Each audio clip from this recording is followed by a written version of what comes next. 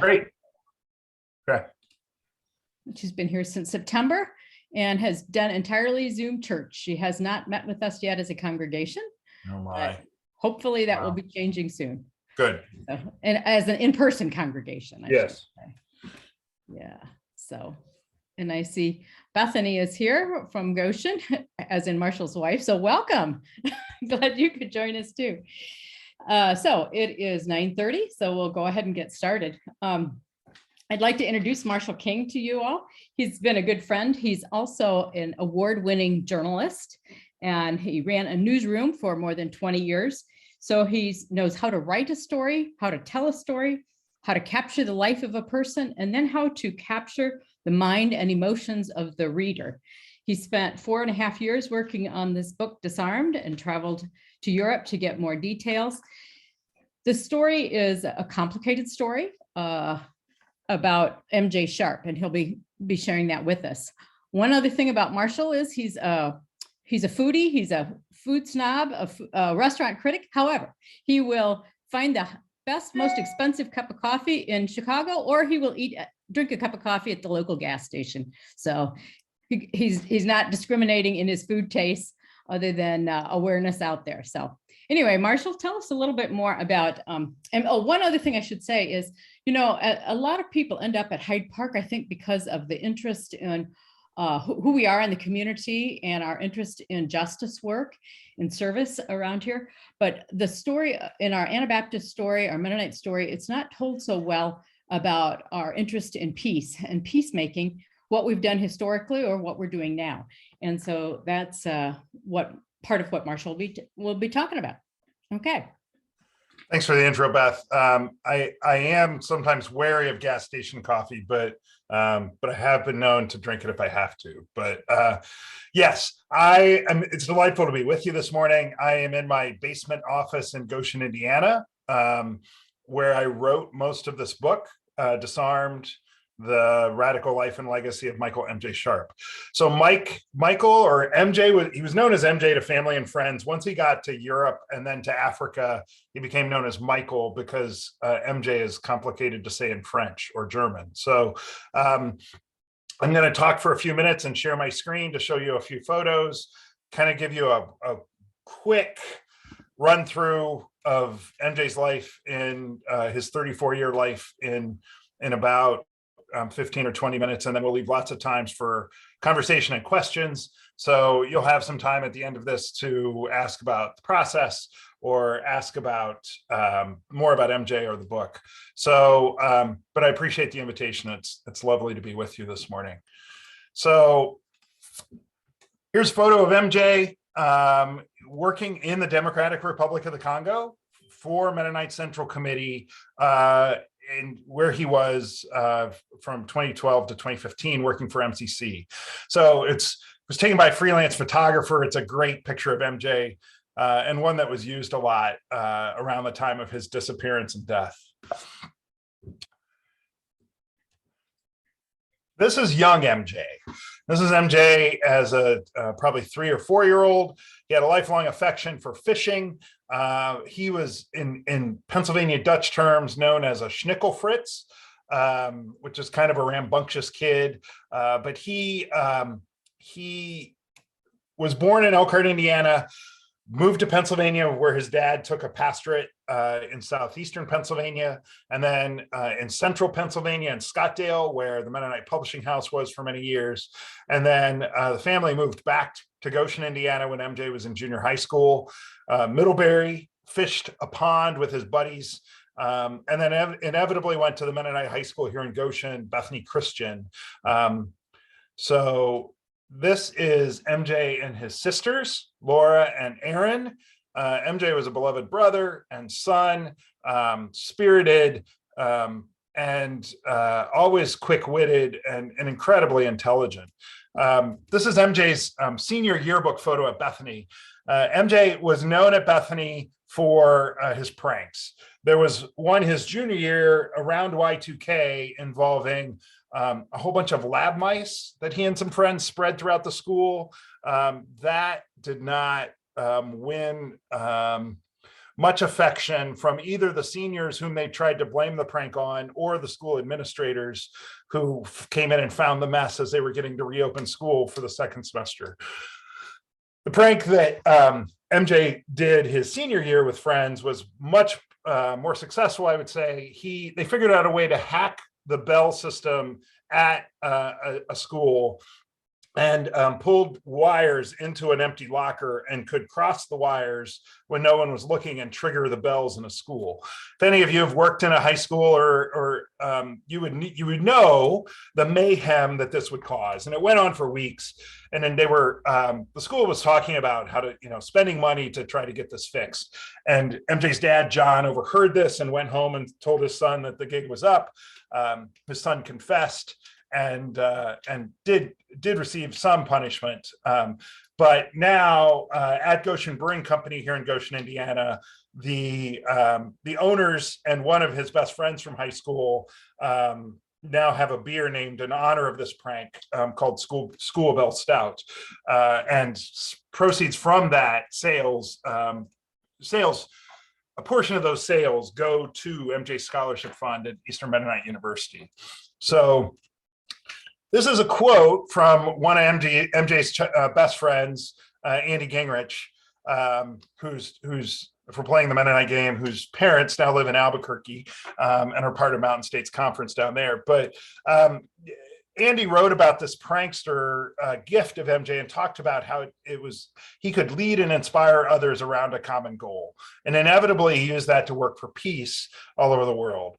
So he had these amazing personal abilities of intelligence and charm and wit, and being able to think on his feet, being able to assess risk. And so even that was always part of MJ's life and part of his work as a prankster, both in high school and college and later. MJ went to Eastern Mennonite University, where I believe some of the rest of us on this call have gone, and I just got back from a trip out there this past week where I gave a convo and talked about the book in a variety of settings. So MJ was an EMU student. He was on the campus weather vane as one of its editors, and it was the time of Iraq and Afghanistan wars, and MJ was pretty forthright about his feelings on politics, both in the newspaper, and then he also did some really hard reporting on some of the hirings that didn't go well at EMU, or a basketball coach that had an inappropriate relationship with a player. And so all of that meant that university was sometimes hard for MJ, and he actually took a semester off at one point.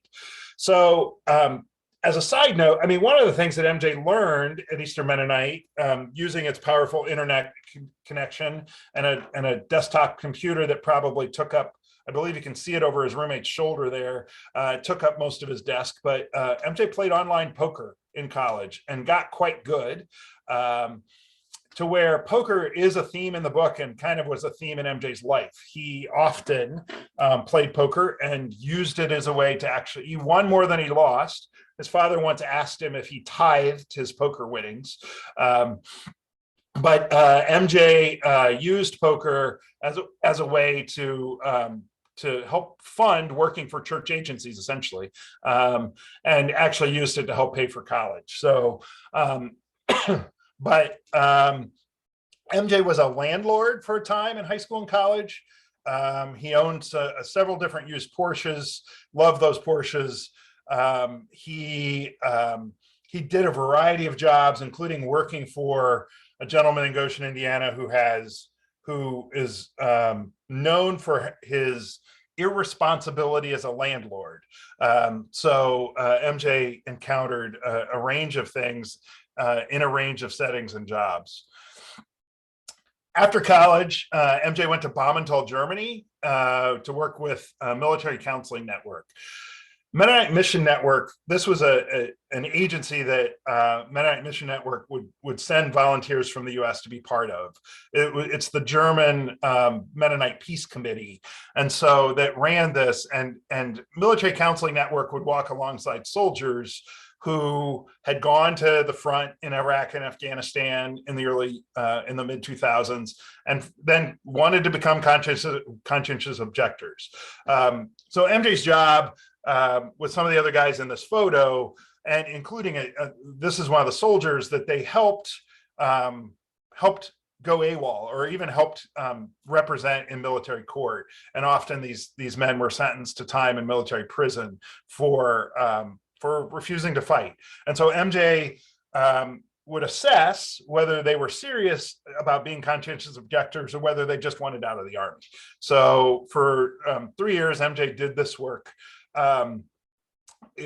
Adept in English and German. MJ loved languages. When he got to Germany, he read War and Peace in German, one of his favorite novels. And then from 2008 to 2010, MJ went to graduate school in Marburg, Germany, and got a master's degree at a German university, doing most of the work in German. So he came back to Goshen for a couple years, and then Mennonite Central Committee needed a new person in Eastern Congo. So the Democratic Republic of the Congo is a large country in Central Africa, bordered by 9 other countries. On the eastern side of the country here, where it reads Burundi and Rwanda, is Lake Kivu, a long lake. MJ lived along this lake. MCC had never had a person placed in that work. Most of the folks who had worked in MCC in the Congo had been based in Kinshasa, the capital on the western coast. So MJ was taking on this new position, and his job was to do food distribution and relief, making sure that the food that MCC was paying for and sending to the Congo got distributed. A lot of those distributions went to some of the 5.5 million people who were displaced in the Congo. A lot of those are in UN camps for internally displaced persons. So the Congo is an incredibly wealthy country in terms of natural resources, and a beautiful country. MJ called it paradise. Particularly in Eastern Congo, there's a lot of copper, coltan, and cobalt. These are, and as well as gold. And so the mining of this, we carry pieces of the Congo. We're probably using pieces of the Congo as we Zoom this morning because of our rechargeable batteries. Lithium batteries require some of these minerals. And so the demand for them is on the rise. And so the mining aspect in the Congo is part of what's happening. Congo, though, is one of the poorest countries in the world in terms of per capita income, the number of people who live in poverty, and the number of people who are displaced by violence. So it was a Belgian colony for a lot of years. And there's an amazing book called King Leopold's Ghost, which is about King Leopold II's colonization of the Congo. I use it some in the book as research, but that's also a remarkable book if you want to learn more about how natural resources have been stolen from places like the Congo. But you can also see that the Congo is right across the border from Rwanda. And so following the 1994 genocide in Rwanda that killed 1 million people, a lot of the actors of that ended up in Eastern Congo, and there were about 100 armed groups. MJ became an expert on one of these armed groups. The other piece of his MCC job was visiting these armed groups, and through a Congolese council, a Protestant Council of Churches program that he joined, would try to convince these armed group leaders to let their soldiers go back home, to let their families go back home so that the kids could go to school rather than living in the jungle. So that became a part of MJ's role too, and he was quite adept at it. And so MJ, both first in Germany, became kind of an expert on military hardware, and then in the Congo, became an expert on kind of guns and armaments as well as part of his work. This is a photo during one of those repatriation ceremonies. The program MJ was part of, starting with before he got there, and then during his time with MCC, worked to, as I said, earn the trust of these armed militia leaders, and then undergoing elaborate ceremonies to get people back to back home. And so during that time, 1,600 soldiers were repatriated and more than 23,000 civilians went home. And MJ's work was part of that. He wasn't responsible directly, but he was part of a team that did that work. I'm going to try to play some audio. Let me know with some thumbs up if you can hear it. If you can't, I'll just summarize it. This is, you can see there was a piece on NPR about MJ in early 2015. And so sometimes the Zoom works on audio, or the audio works on Zoom, and sometimes it doesn't. So we'll see what happens this morning. NPR's Gregory Warner introduces us to the American behind getting to yes style negotiations in the African bush. I met Michael Sharp on a commuter boat crossing Lake Kivu in the Democratic Republic of Congo. Not far from the lake were rebel-held forests, where every few weeks Sharp would walk, unarmed, to the base of a particularly fearsome rebel group called the FDLR, and there he would sit in the shade of banana trees to drink tea, practice his Swahili, and listen to these rebel stories. You can always listen. You can always listen to people who want a chance to talk about how they see the world. Sharp was working with the Congolese Protestant Council of Churches in their Peace and Reconciliation program. We try to build relationships and just interact. The more we interact, the more they trust us to turn themselves into us. Sharp is being a bit modest here. His church group persuaded some 1,600 fighters, it's about a quarter of the force when the program started, to put down their weapons and exit the forest that they'd occupied for 2 decades. Here's Gregory Warner introduces us to. During that time with MCC, MJ actually became a source for the US State Department. He was known in cables as Butch, as he would report anonymously or confidentially to the State Department. And actually, as part of that, I mean, he had such good information because he was so adept at gathering this and interacting with these armed leaders that it actually did help shape foreign or US policy toward that region at that time. Because of some of those connections, he ended up on the UN group of experts. So the United Nations Sanctions Committee has teams in several dozen countries in the world who do investigations on their behalf about sanctions or civil rights or human rights violations. So MJ joined the group of experts for the Sanctions Committee as an armed groups expert, and spent a year doing investigations for the UN, helping write those reports, and then a second year was reappointed as also an armed group expert with the gentleman you see here named Christoph Vogel. And there was also MJ was also the coordinator of the group, which meant he was kind of the link to the UN. Technically, these folks are contractors who investigate finance or mining or armed groups, and then help write these reports for the UN and present them to the UN Security Council. They have mandates that kind of outline their work for what their focus will be. And in the second year, a violent situation erupted in central Kasai that was a bit outside the original mandate, but somebody needed to go find what was happening. So the Congolese army in central Kasai, where there's actually a lot of most of the Congolese Mennonites are based in that region. But there was a violent conflict between the Congolese army and the folks who, a tribal group named Kamuina and Nasapu. And some horrible things were happening, and children were being handed wooden guns and sprinkled with gree or magic potion that they were told would keep them safe from bullets, and then sent into battle with the Congolese army. And so there was some horrific stuff happening there. And MJ and Zaida went to investigate. So at the end of 2016 and early 2017, they were in a different part of the country where people weren't as accustomed to UN investigators and such. But they were taking great care to assure their safety. And so on March 11th, 2017, they sat in a hotel with several other men and asked if they could safely go visit this group the next day. And they asked Michael asked in French if they could go visit this group. A translator translated for the man in the hat there who was part of the group. He said, "Oh no, they should not go. We can't assure their safety." And the translator told Michael and Zaida that you'll be fine. You're safe to go. And so on March 12th, 2017, they got on some motorcycles and headed to visit this group, and went missing that day. So the word went out that Michael and Zaida hadn't returned, and their whereabouts were unknown, though it was known that they were going to visit this group. And during those last 2 weeks of March in 2017, there were prayer vigils around the country. There were, and around the world, and people who knew MJ said, if anybody who can get their way out of a situation like this, it's MJ, because he had done it before. But at the end of March in 2017, their bodies were found in a shallow grave by UN soldiers in the Congo.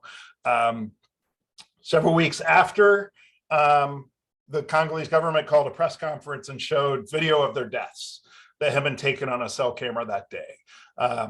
And so we knew when all this happened, I kind of felt like I knew I had met Michael a couple times. I didn't know him well, I knew his family a little bit, but I felt like here's a Mennonite who went and did peacemaking work in the world, like we often talk about, that he had actually gone. He did this remarkable work. Interesting guy, fascinating character, and then had a tragic death that is in some ways as close to the knock on the door that some military families get, but that Mennonite families don't often get. So I thought it was a fascinating tale, and with the family's permission, started working on a book about Michael. And it took about 4.5 years, but it came out last month, and just a few months before the 5th anniversary of their deaths. So Michael MJ Sharp was a remarkable peacemaker, someone who wrestled with what it meant to be Anabaptist, someone who came out of an Anabaptist tradition and would have heard the stories of martyrs growing up, worked for a range of church agencies, but then inevitably worked for the state. The UN has an army in the Congo. And so he lived this complicated life, but did amazing work. And so telling his story can help us learn a range of things. So with that, I'll open it up for questions, and I'm eager to hear your thoughts or comments or questions for a few minutes.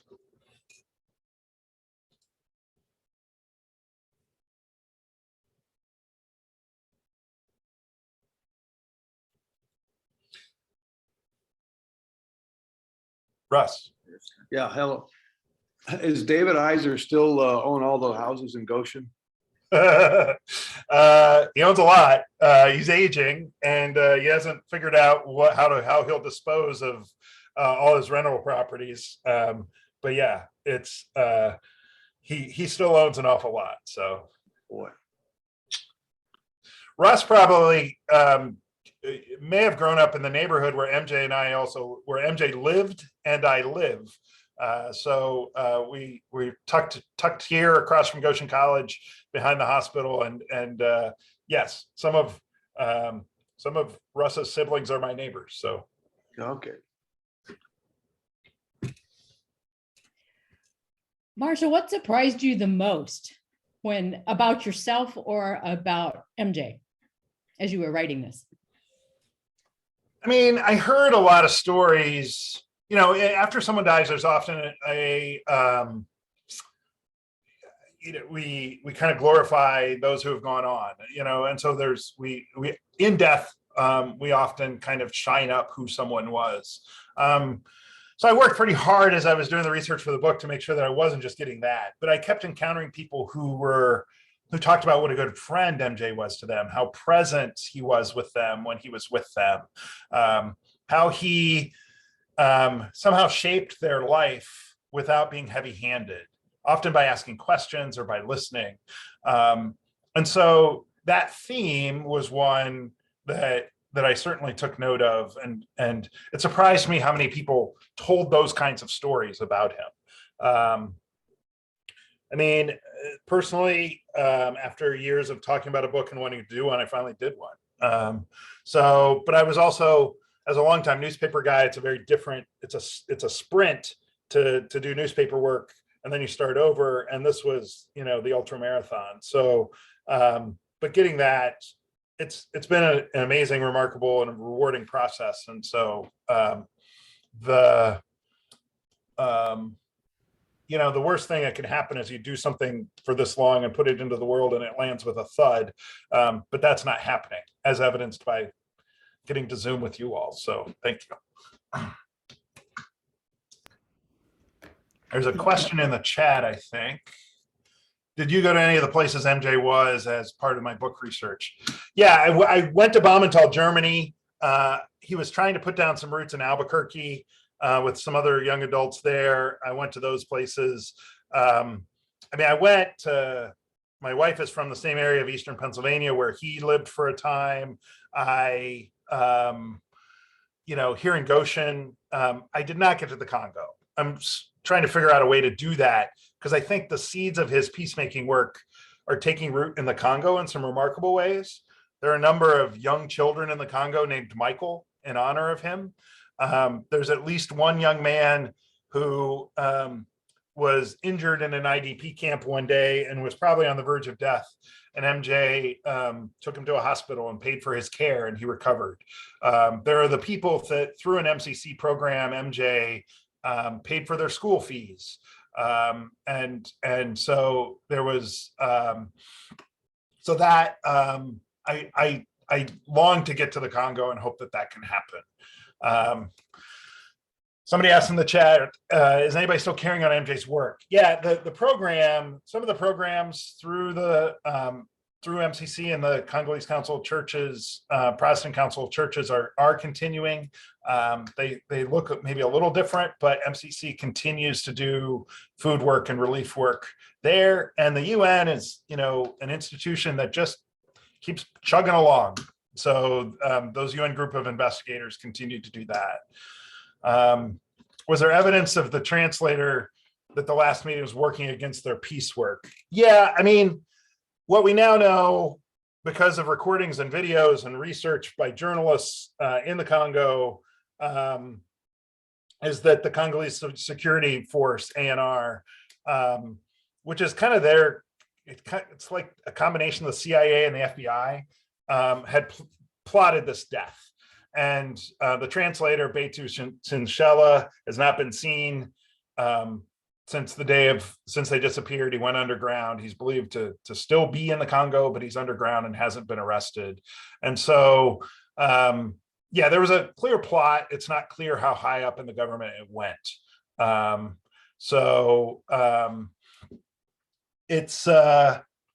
that's part of this is that 2 weeks ago, 51 men were sentenced in their deaths, but whoever would have ordered this was not sentenced. And so these are the family has called for shalom justice, that those who were involved not just sit in prison, but carry water in an IDP camp or something like that.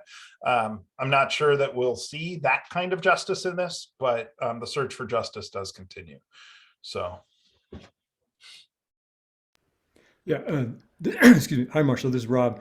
I was wondering, in your study of MJ's life, and someone who's deep into that peacemaking and conflict places, you end up in situations where there's no good choice, and you feel like you're having to compromise yourself in something. Did you find any stories like that with MJ?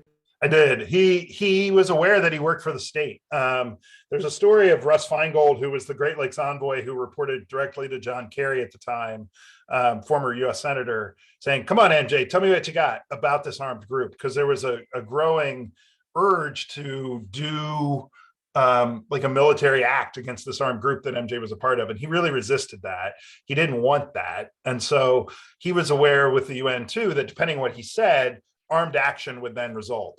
And so he was really wrestling with all that and trying to figure out how to navigate that. It's not a situation many Mennonites end up in, but that was part of his work there, and part of what he was trying to do in that setting. Did he keep journals or anything that you knew what he was thinking? Yeah, it was much like a lot of us. He probably was much better at it in high school and early college than later in life. So like he went to Costa Rica the second part of his senior year of high school, and that's probably one of my favorite journals. But he did have some journals. He had some journals from late in life. but some of them remain encrypted. It took the FBI about 9 months to get into his computer because he was so good at encrypting it.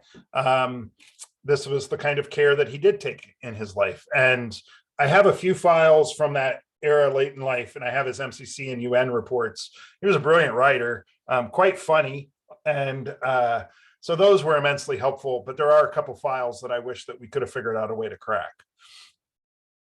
This was a lesson to me. If you really want to keep someone from seeing something, password protect a Word document because they're nearly impossible to break. So.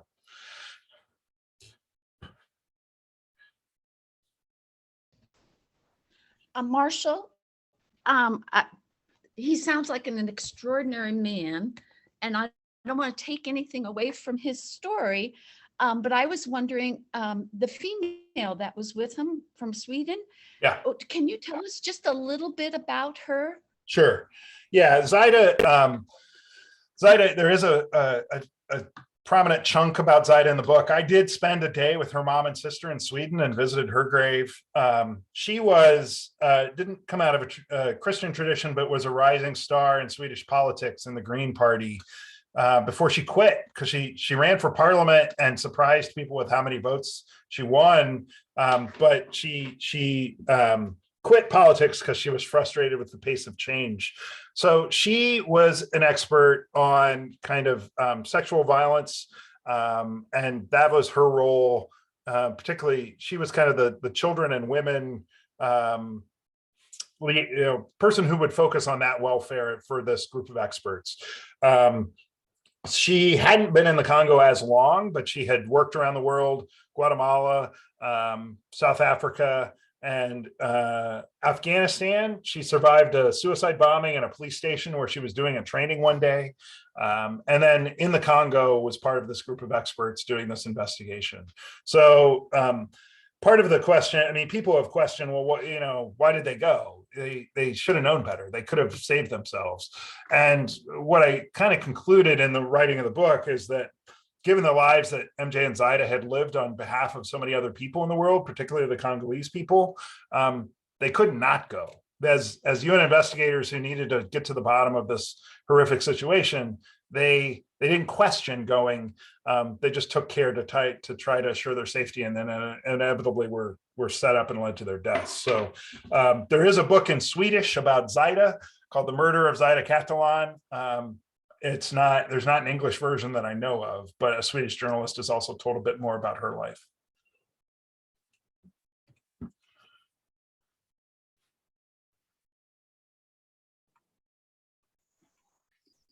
Well, thank you, Marshall. This has given us a lot of food for thought, a lot more questions we could all ask.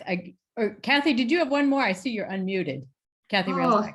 Well, I was going to say, I have worked in the area in South Kivu where he was, and in Uvira, and I did meet some people from that area who met MJ and who he made a big impact on them.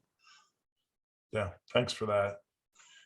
Yeah, peace work in the Congo continues to be messy and hard and complicated, like a lot of international relief and peacemaking work. And again, where the peace work stands is a question. I mean, MCC continues to work in the region, continues to support those efforts. And through our offerings, we support Mennonite Mission Network, which is doing the work in Germany. What's that line, Marshall, you like to use about his work in Germany?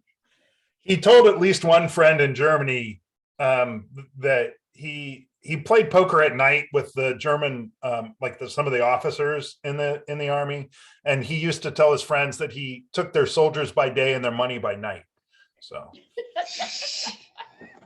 that's a great quote. So anyway, through our offerings, we support Mennonite Mission Network and some of the work that happens that MJ was doing. And then of course, we also support Mennonite Central Committee, and we've supported Kathy when she's gone over, Kathy Railsback when she's gone over and done some of working at peacemaking there. So Marshall's book has a lot more about the complexities of peacemaking. And one more quote, the one about Marshall that you use sometimes in terms of the should we make him a hero? Should we make him a martyr? And what did the Congolese tell you? One of the Congolese, activist, he has worked to promote awareness of Congolese issues, says, in just about every interview, I started asking people if MJ was a martyr, who's someone who dies for their religious beliefs, or a hero. People, would say, well, technically maybe he was a martyr. Most of the people say he was not. He was there because of his beliefs, but it wasn't like he was killed because he was defending his religious beliefs that day.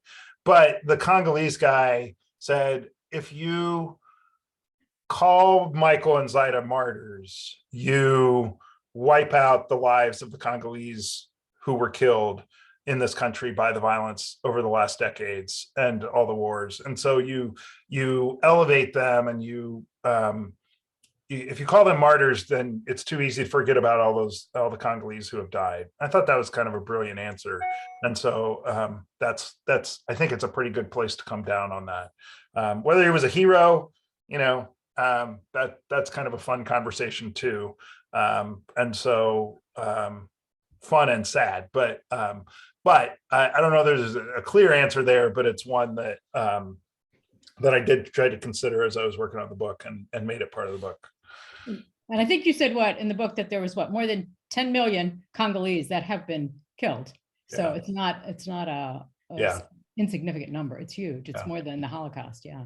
Anyway, so Marshall's book, you can purchase it online, or I've got a few extra copies if you want to borrow them. And like I said, there's a lot more about peacemaking and wrestling with some of these issues there. So thanks for joining us. What's going to happen now is I think that we have learned that if we keep the recording, if we make this one Zoom session, it gets too big it's too clunky to put on our website. So I believe though, oh wait, Christy, what's the update on how you want us to go from here to church?